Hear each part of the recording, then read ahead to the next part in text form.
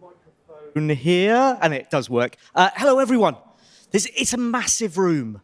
It's really big, and it's made worse by the fact that you're all really, really spaced out. But I'm Sunil. I'm the Chief Business Development Officer at Rarible, and I've got 10 minutes with you to talk about the rise of NFT utility in building digital communities, which is one of those sort of topic headings. It's got lots and lots of words in it.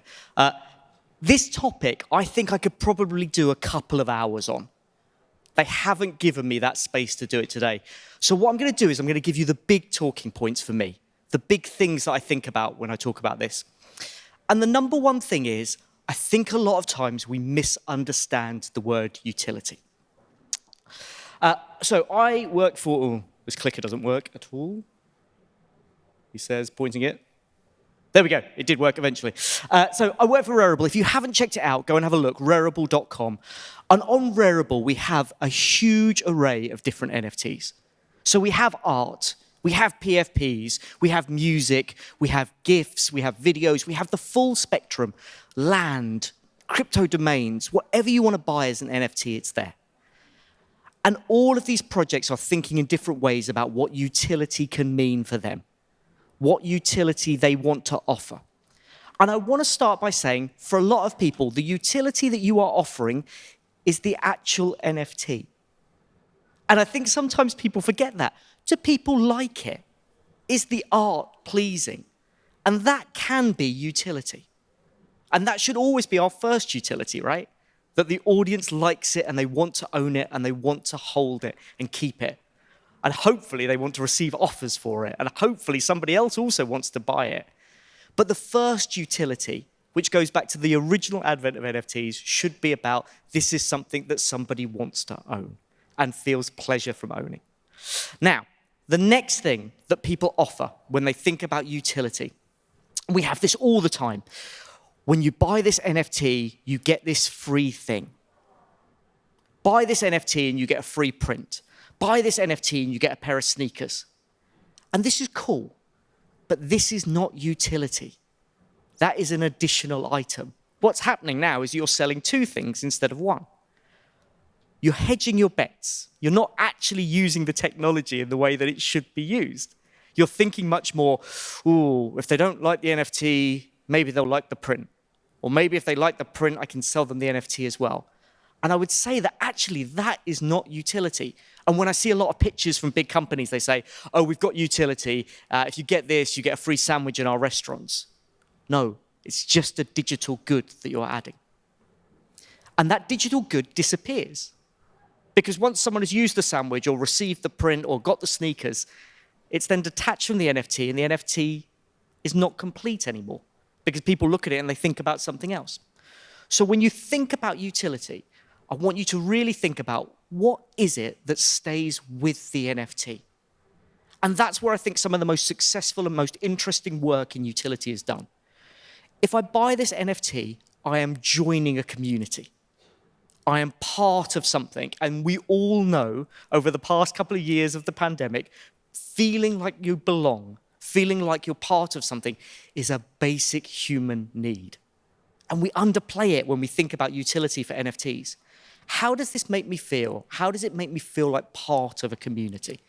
And I think that bit is so, so crucial because that is when you get somebody that wants to own it for a long time, somebody that wants to keep your NFT, somebody that feels passionate and wants to tell a friend, wants to change their PFP on Twitter. That bit is so crucial. How does your audience feel? So when I think about utility, your utility is to drive community feeling. And we should be thinking about any way you can do it. So I would like to make it a little bit more concrete for you. So I want to show this project. Now, there are thousands and thousands of projects that I could have shown you today. There's loads of people that are doing this really well, but I think MetaAngels are doing it really, really nicely. If you haven't seen it, it is a PFP collection, generative art, sold out, completely in its first mint and has gone on to do very well.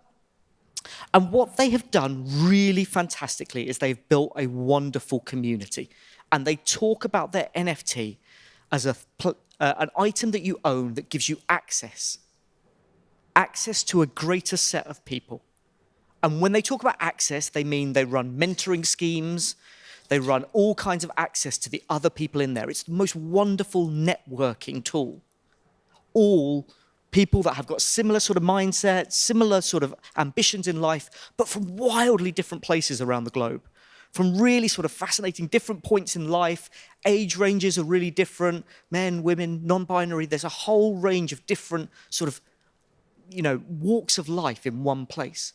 And MetaAngels have done that really well, and they've really driven their NFTs to be access to a community. By owning this, the utility is you are part of something bigger than just one person. Now, from a Rarible perspective, we worked with MetaAngels because one of the things they talked about was, well, where are these items bought and sold? Where are they traded? They're all on third-party sites. And what was really important to them, MetaAngels, was that actually their community could come together and they could have one place that they could really trust, and that their website could be a place that not only welcomed members in, but allowed the members to buy and sell their own NFTs. So with Rarible, we worked with them to set up their own marketplace, where they were able to work with our tech to have a shared order book, so everything that's available on Rarible or OpenSea is available there. But also, you can list directly on their marketplace. And when you list directly on their marketplace, a percentage of the marketplace fee goes back to your own community. So instead of building somebody else's business, every transaction helps you build your community. And wonderfully, with MetaAngels, what they've done is they've separated it out. So they've got their Angel Grants Fund. So every time a MetaAngels NFT is sold on their marketplace, a proportion of the sale goes back into the grant, and anyone that has an NFT from them, a MetaAngel from them, can apply for a grant. And the grants are really wild. Everything from like, I want to buy an engagement ring, to I want to start my new business, to actually I've got some troubles and I need like a little bit of help to get me through the next month. And the people that own MetaAngels NFTs get to vote on where the money goes. So it becomes this hugely fulfilling thing where they built a collection based around how do I get a community to come together? Then they thought about what do we do to give continued touch points to our audience? How do we build a safe environment for them to trade in? And then once I've got an environment they can trade in, how do I then build further to allow every single trade to benefit the community again and again? So we built this with them, and we've actually built a whole array of others.